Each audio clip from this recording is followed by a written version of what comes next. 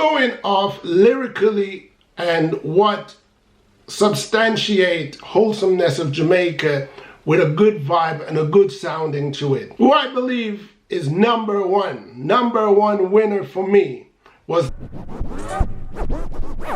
Just Like Gone on YouTube to give your brain some new food.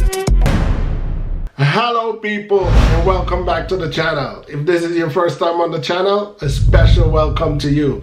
Actually, check out the rest of my videos. If you like what you see, give them a thumbs up, leave a comment, but more than anything, I'm asking that you subscribe to the channel.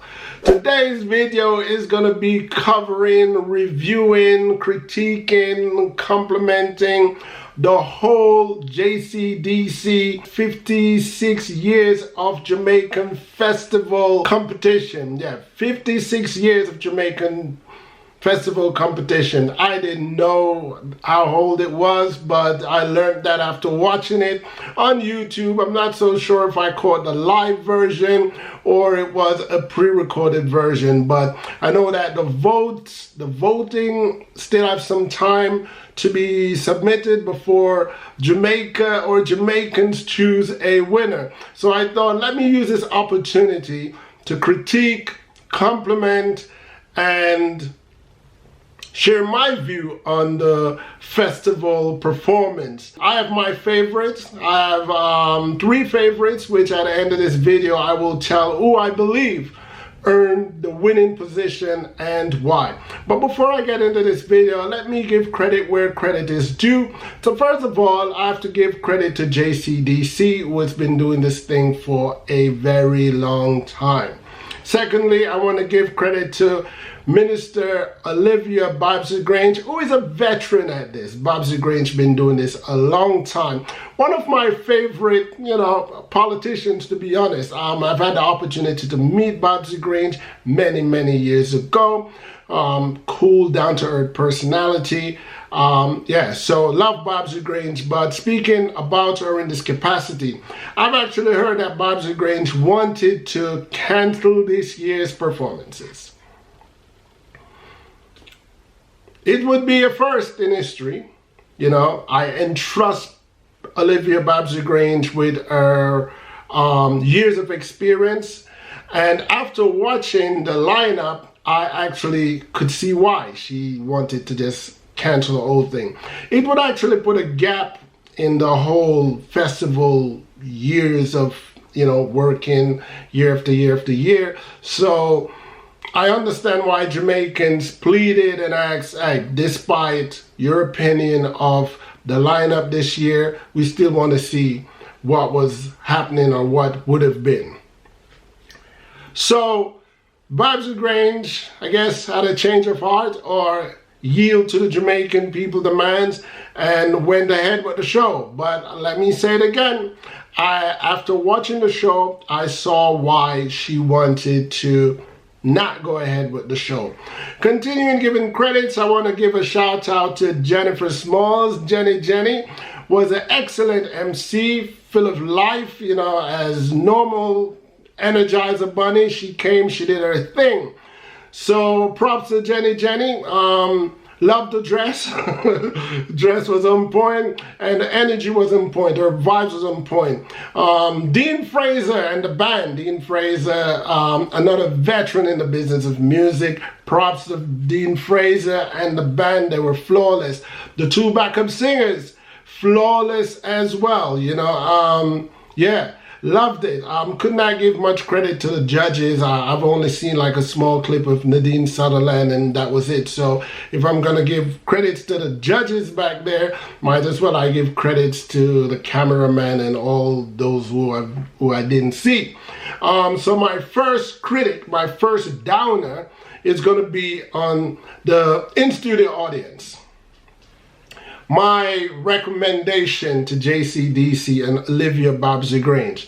Directors or not directors, friends and family of directors. I don't know who was there, but I can tell you, it was a dead crowd. It's what we in Jamaica say, deady people. It was a dead crowd. And I'm speaking from a professional point of view.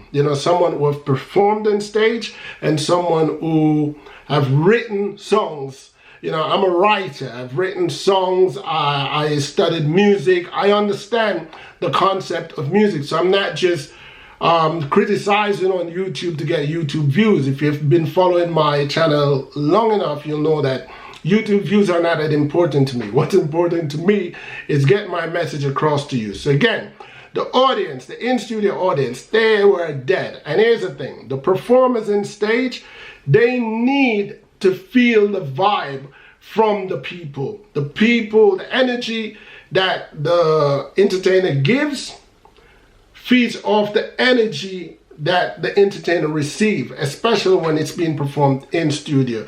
If the audience are dead, then so is the performance is going to lose a bit of what it's really about, or how the artist felt when he or she wrote the song or was practicing the song. So my advice for next year to JCDC, you could take my advice, you can throw it in the bin. I'm just saying, you need a better crowd in-house. The Jamaican people that was in-house, they were vibeless. And this is supposed to be festival.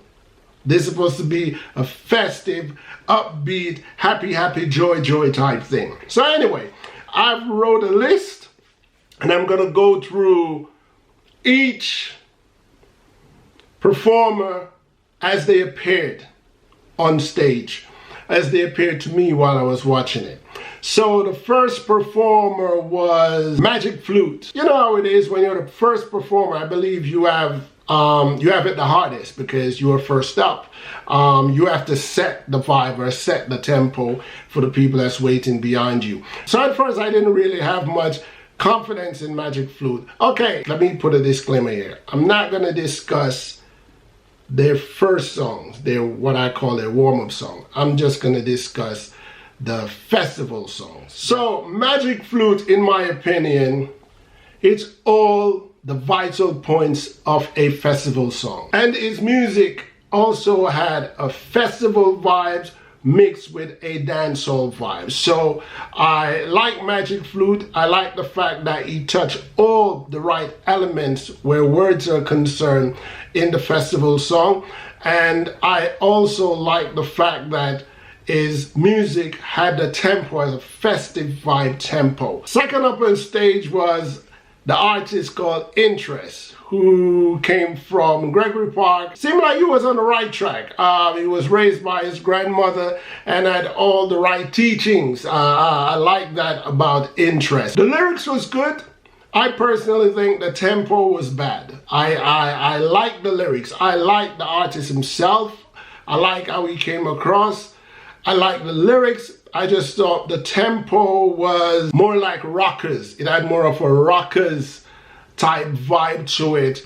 And for that reason, I didn't fully embrace the whole song. Ruckus vibes for a festival song, I didn't quite buy into it. But there was a part of the song that had an up tempo.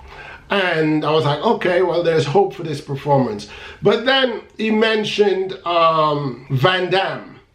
And personally, I believe that when referring to a Jamaican festival song, you have to keep it in-house as much as possible.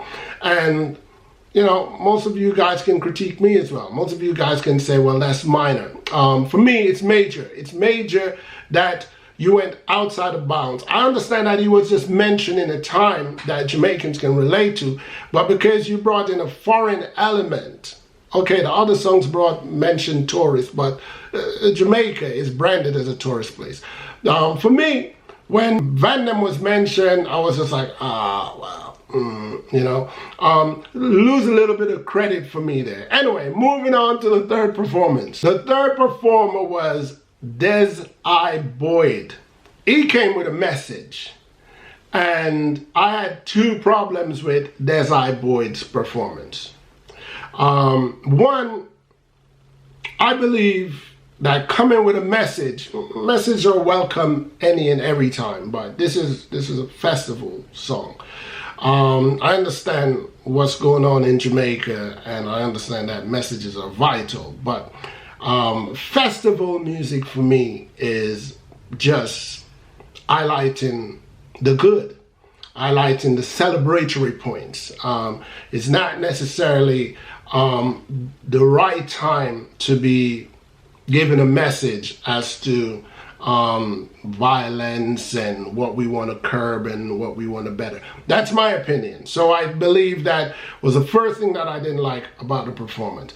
The second thing I didn't like about the performance is the title and the mentioning of again.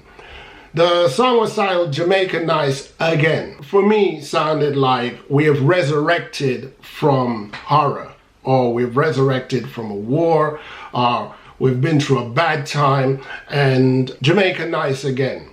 Jamaica Nice, full stop. If we could have done a song around Jamaica Nice, I would have bought into it more. The again killed it for me. Jamaica Nice Again. There's a bit of somber to it, because why is it nice again? Why is it not always nice? The next artist was Orchid. Orchid had a gospel vibe, and straight away, because of the gospel vibe, I didn't like it, because I understand we're a majority Christian society, but gospel as a festival song didn't cut it for me. It's called A Hard Road to Travel. That's a mention of some athletes, and it had mention of some musicians, and that's all good, but the gospel vibe killed it for me. Then the artist that followed him was an artist called Rory Stamp, Bring Back the Love. It's okay, but again, it was a message song. It was a message song. It wasn't a celebratory song. It was a message to the people. So for that reason, I didn't really like it, because it was a message song. Not that I have anything against message, I'm just saying this is a festival moment. After Rory Stamp, there was Inspire. I love the name. Didn't love the title song. Again, it was called Jamaica Nice Again. So my view of the first Jamaica Nice Again reflects the very same on this Jamaica Nice Again. Jamaica Nice, full stop. Then came Nuzzle Man. Nuzzle Man is definitely an entertainer. He's definitely a showman. What I didn't like about Nuzzle Man was he had more of a Ken Booth-y vibe. He sounds like Ken Booth to me, or Ken Booth type of music. Again, I'm not expecting, I'm not looking for that, or I'm not wanting to hear that kind of sound as a festival song. His song was called Out of Many Many. It had a message tone to it, but it wasn't so much of a message, but it had a message tone to it. But I wasn't a big fan of it. Follow Nuzzle Man was an even bigger showman called OneOne. Now, OneOne was definitely a showman. And its two backup performer, they had some comedy to it. I saw it as comedy anyway, but he's definitely a character to watch. What can I say about OneOne? Pass me a plate of the rice and peas is the only line that actually stuck out to me, but enjoyed watching him. Was not a fan as far as festival songs are concerned. After OneOne came Sakage. Sakage, who I call Superwoman. And the reason why I call her Superwoman is because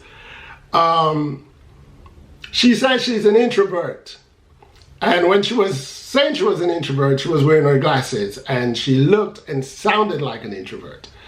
But when she was on stage performing without the glasses, she was a total different person, 100% extrovert, somebody who owned the stage. So, Sakage, I definitely called you Superwoman, you know, because Superman, that was his disguise, just some glasses. And for you, I saw the very same thing. Sakage had a rootsy vibe. Loved her performance, definitely loved her performance. What a time to be Jamaican, knowing a nice like yard.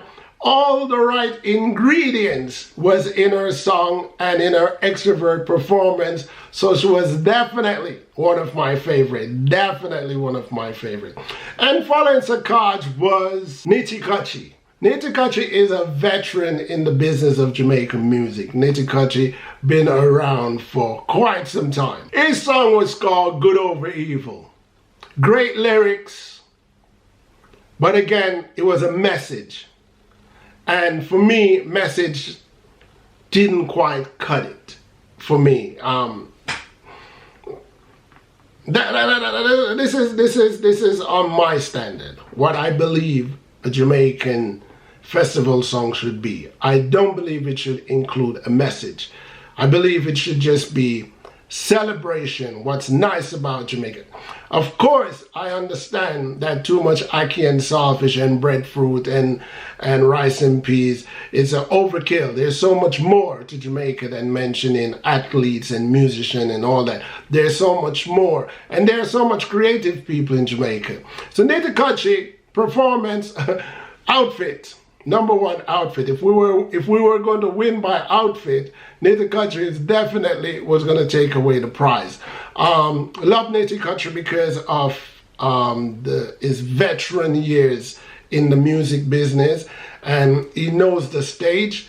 So his performance didn't surprise me as to how he handled himself. Let me tell you guys who my favorites are, who I believe. And I'm going to give it to you in the order. Who I believe is number one winner for me was the first performer, Magic Flute. I believe that Magic Flute was the only performer that fully satisfied or ticked my boxes as to what a Jamaican festival song should be. Secondly, it would be Sakage. Again, her extrovert personality and her song.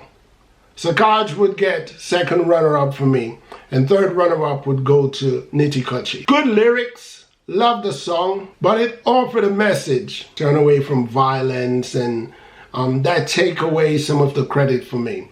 But I'm going off lyrically and what substantiate wholesomeness of Jamaica with a good vibe and a good sounding to it. And for that reason, Magic Flute would have to take away the crown for me, Sakage second, and Nitikachi. Like I say, people, on this channel, I appreciate thumbs up and thumbs down, agreement and disagreement, because at the end of the day, people, each one teach one. You've reached the end of my video, and that in itself is a support that I truly appreciate. Other ways that you can support this channel is by giving this video a thumbs up. But the most important way to support my channel is to hit that subscribe button so you do not miss out on any of my future uploads. The third way to support this channel is to go to my Teespring account and purchase any of my merch.